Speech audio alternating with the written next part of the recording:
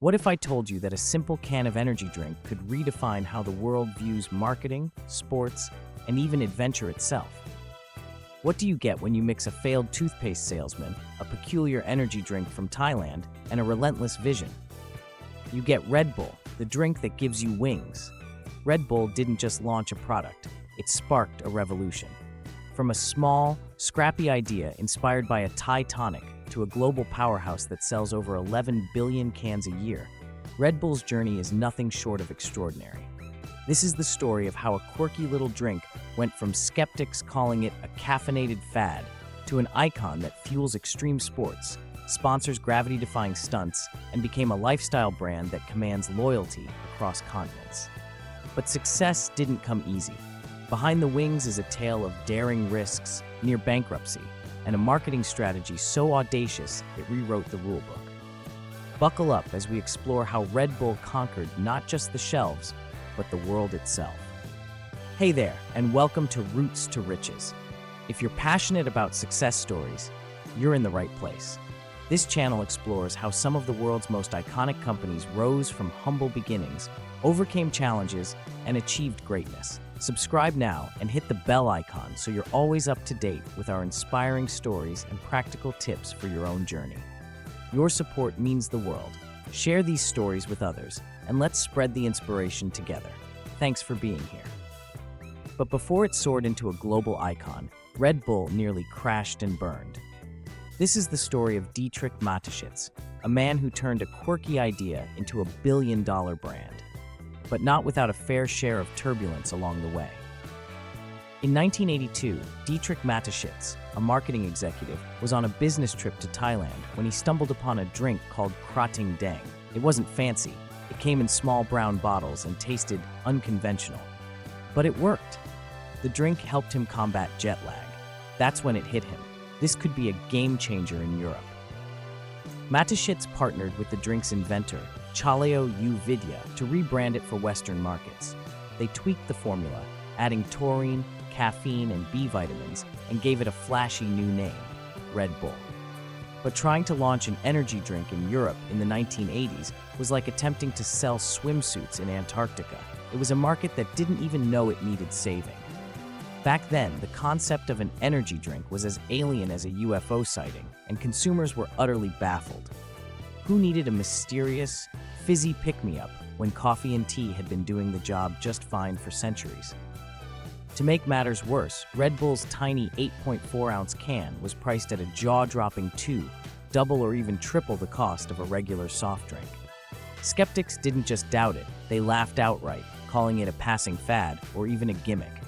Retailers were hesitant to stock it, consumers weren't sure what to do with it, and critics scoffed at its bold claim to give you wings.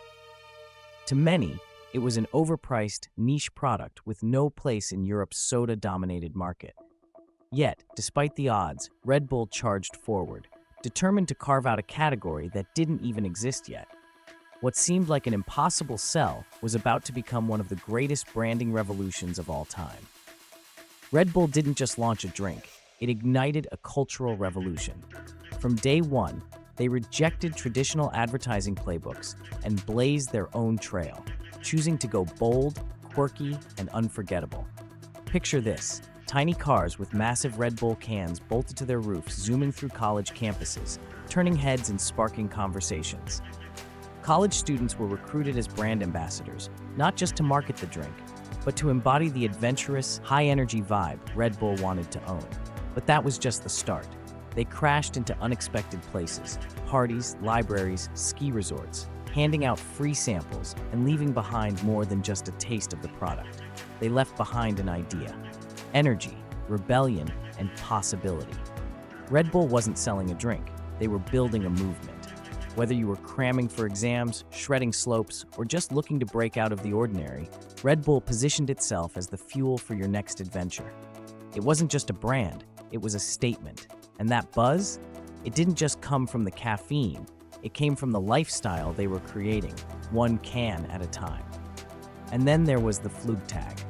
What better way to promote your product than by inviting people to launch themselves off a platform in ridiculous contraptions? It was bizarre, it was fun, and it was brilliant. But despite the early buzz, Red Bull faced a massive hurdle: financial trouble. By the late 1980s, Red Bull was teetering on the edge of disaster. The ambitious marketing campaigns that had made such a splash were draining their resources faster than the cans could fly off the shelves. Every daring stunt, every flashy promotion, every free sample handed out was costing them a fortune. The buzz they worked so hard to create was starting to fizzle, leaving a trail of mounting expenses and dwindling hope. Skeptics lined up to call it a fad, a flashy gimmick that would burn bright and disappear just as quickly. Investors grew nervous, their faith shaken by the relentless cash burn and the drink's slow adoption in some markets. One by one, they pulled out, leaving the fledgling company gasping for air. The future of Red Bull seemed bleak, with bankruptcy looming like a storm cloud on the horizon. It was a pivotal moment, a crossroads that would either lead to innovation and survival or serve as the final chapter in Red Bull's bold but short-lived experiment. But Dietrich Mateschitz wasn't the kind of man to back down from a challenge, especially not one as monumental as this. Faced with mounting doubts and near-empty coffers, he refused to throw in the towel. Instead, he got ruthless with his expenses, cutting every non-essential cost to keep the dream alive. But cutting costs alone wouldn't be enough to save Red Bull. He knew he needed fresh capital, and fast. Mateschitz tirelessly knocked on doors, pitching his bold vision to Austrian banks and investors. Most turned him away, dismissing Red Bull as a risky novelty that would never catch on. Just when it seemed like the odds were insurmountable, a Swiss investor finally saw the spark others had missed. Intrigued by Red Bull's unconventional approach and untapped potential, they provided the crucial financial lifeline that allowed the company to fight another day. With renewed determination, Mateschitz doubled down on what made Red Bull stand out in the first place: its audacious, guerrilla-style marketing. But this time, he added a masterstroke of strategy. Instead of flooding store shelves with cans, he restricted supply, creating an air of exclusivity around the brand.